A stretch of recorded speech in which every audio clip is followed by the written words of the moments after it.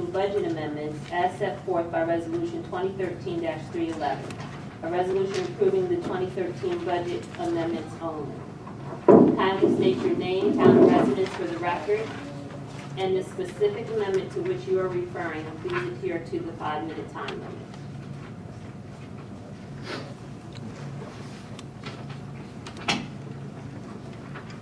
Good evening, Chairwoman Carter, gentlemen, Freeholder Board, Bruce Patterson, Garwood. All right, I guess I got my head on straight here. We're moving forward. We're back to understanding things. I was actually giving you credit because I thought maybe because you failed on the procedure of the public speaking on the budget, but that was wrong anyway. But anyway, on the amendments, I was at the meeting. I came in late. I apologize, but I mean, like, the two items, and I do appreciate that you did work on the budget and decrease it $4 million, but not like Hudak said, like, oh, we saved $4 million. We didn't save $4 million.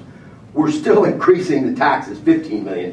So, I mean, there is no savings here at all. But I'm looking at the amendments. The two items that actually jumped out, and maybe Mr. Burr is going to speak further on other items, but the two items that jump out is on page 16 of your budget. You just took a swipe without any explanation of insurance. You did save $2 million out of I think it was like $49 million on the insurance costs. Now that's interesting because all it was just a swipe. I didn't hear any explanation. Hopefully maybe I'll hear an explanation. But to me, I'm looking at this, and I guess probably the public is listening, but this is telling me that there must have been $2 million hidden in these costs of insurance for the last many years. So I mean, here it is, when your back's against the wall, now you're going to say, well, instead of funneling $2 million to the insurance company or to the agents, we're going to need this to try to offset some of the tax increases. That's the way I see it. The only other choice I see is that maybe you were trying to slip through an extra $2 million this year, and because the budget is like astronomically large failure, that you did something for the $2 million. So I'd really like to know what that $2 million is about, because that is my interpretation. The other item, which is pretty big, was it looks like $2.5 million savings on page 31. And if you look at page 31, it's deferred charges. So what that's really telling me is that these costs are deferred and that they're going to show up next year. So, I mean, in trying to claim this multi-year addressment of the budget, all you're doing is deferring charges. And I know I can't comment on the budget, but I'm still trying to get my mind wrapped around half of the Open Space Trust Fund is now employee costs. It's just, and I've said this before, it's a failure. Here it is, you are saving some money, but you're still banging the taxpayers $15 million, 5%. I guess sooner or later I'm going to ask you, what is Garwood's tax hit? Because which specific amendment are you talking about? The amendment you talked about last week. There was a page 16 to the budget savings of $2 million, a page 31 on the budget savings of $2.5 million of a couple of items. That was it. I mentioned that before. I'd really like to know about that $2 million savings, because that's an interesting number. Thank you. Thank you. Director Taylor. Good evening, Madam Chair and members of the board. Through you, as it pertains to the insurance line item in the budget amendment, from approximately $49 million to $47 million, consistent with Director Dorado's budget presentation. The health insurance cost is something that we were continuously working with our broker in order to lower those costs. Initially, when we went with Horizon, we knew that we had a up to amount of 18% increase for this budget year. Through the work of our personnel division, our broker of record, we were able to implement several wellness programs.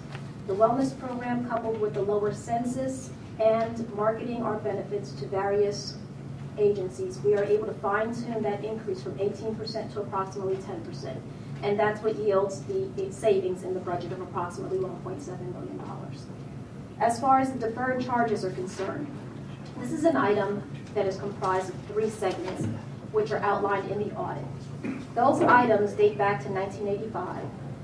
Speaking and in consultation with the fiscal committee, instead of trying to raise those deferred charges in 1 year, and because they date back several years, a couple of decades pointing back, we are going to phase those in a very mindful manner, taking into consideration the tax levy that we are faced with. So this year you'll see that we have $125,000 in there for deferred charges, and next year we're going to look to incrementally raise those deferred charges. These are items of charges that we incurred in the capital fund for which we do not anticipate collecting those reimbursements. Some of those reimbursements are specific to the state of New Jersey, wherein they changed the policy on how we implement our force account. And those are items, if you recall, I do recall the vice chairman actually outlined that because the state changed our policy midway, we had to incur current fund charges for signs and markings in order to maintain that critical program for which we help a lot of the municipalities. So in sum total, the deferred charges is something that we're going to phase in incrementally in a more responsible manner. As far as health benefits, it's a direct result of our efforts in order to lower those costs from an increase that we anticipated of 18% to 10%. Thank you. Excuse me, Madam Chair. Yes. Just a point of clarification, the speaker said that we said that we found savings of $14.2 million, and actually we cut $4.2 million from the tax levy. And that's a distinction that needs to be made. This was a reduction on the overall levy to the county taxpayer. Thank you. Anyone else? Hello, my name is Maria Echevarria. I'm from Elizabeth, and my question is on sheet 18, Division of Police. I'm assuming it's going to be other expenses. Now, I went to city council meeting and I heard the word rifle being purchased by Elizabeth Police. Now, as a parent, as a person living in Elizabeth, it kind of frightens me that, you know, Elizabeth Police can have these guns, you know, because, I mean, I looked it up, I Googled it. Okay, but that is in reference to their budgeting, so I'm trying to see how you're tying it. Oh, because I just, you know, I'm not sure how it goes, but I just saw money, and if that's a budget, maybe they can, you know, it's rifles, I'm sure they cost a You lot of can money. ask that one in the public portion of the meeting, so please, I don't want you to Okay. ask that question. Okay. So we'll just make sure. Thank you.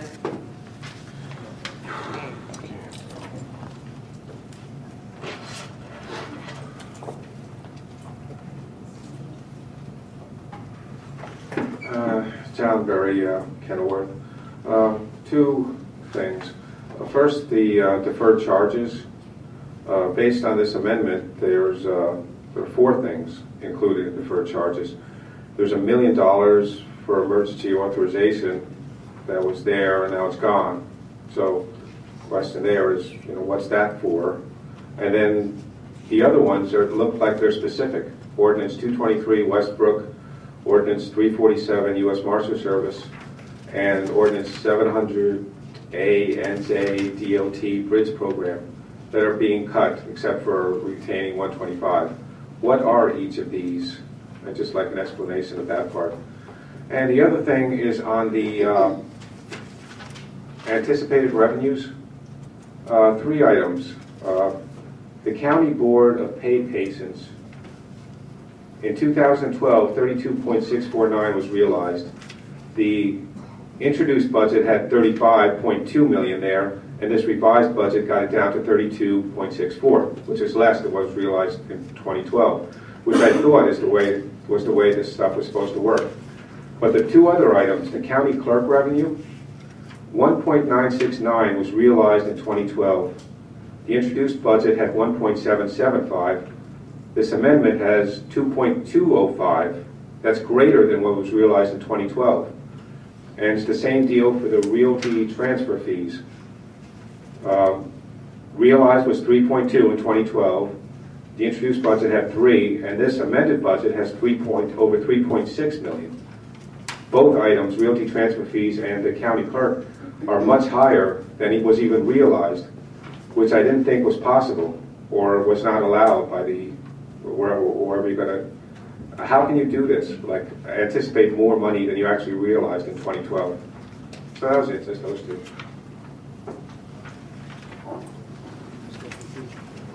Thank you so much, Director Taylor. Through you, Madam Chair. As a rule of thumb, I would advise that Mr. Murray is actually correct. You typically cannot anticipate more than you realize in the prior year revenue. However, if you can substantiate that you have a trend and that you can show that those revenues are reasonably able to be collected in a responsible manner, you can actually anticipate it with the approval of the state, for which we do have approval for the realty transfer fees as well as the county clerk revenues. As far as Runnels is concerned, there were several changes to Medicaid and Medicare reimbursement rates as well as the implementation of managed care, for which we realize will impact the revenues. A lot of those changes with regard, as well as changes with Congress's funding sources for those Medicaid reimbursements, also took effect. Those are items that we had to take into consideration in order to provide a reasonable estimate for the Board of Paid Patients revenue. Hence the reduction from last year's amount that we collect, bringing it in line with what we collected last year. That revenue is typically based upon the census within the hospital, and that census fluctuates. Hence, the revenue would also fluctuate. So as long as you can support the revenue with sufficient backup and you can provide that to the state, you will receive approval for those items. As far as the deferred charges is concerned, the emergency appropriation, we did initially have it in there for $1 million.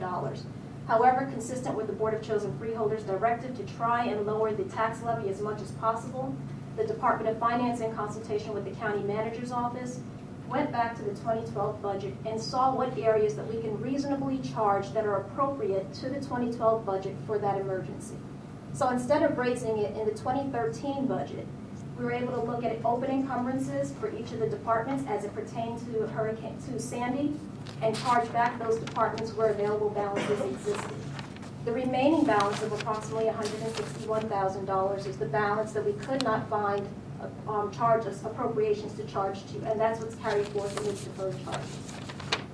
As far as the other items that I talked to earlier in the presentation, the ordinances that I referenced that are items due to capital expenditures that we did not collect, again, date back to approximately 1985, 1991, and 2010. These are all items outlined in the audit. These are items, as I mentioned, wherein we would not recoup monies from the federal government for our correctional facility based upon bed days and the ARA funding. Again, New Jersey Department of Transportation, even though we bonded for the project, they have since changed their direction, and we built the project, the roadways. However, the state changed the policy and we were not able to recoup those dollars. All of those items are outlined in the budget and consistent with the direction. We are also going to look to phase those in instead of raising that deferred charge all in 2013. Thank you.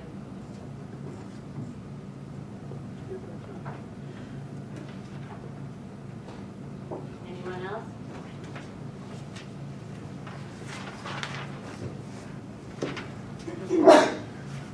Good evening, Chairwoman, Freeholders, Tim Bittner, Cranford. I guess I wanted to speak to Resolution 2013-311.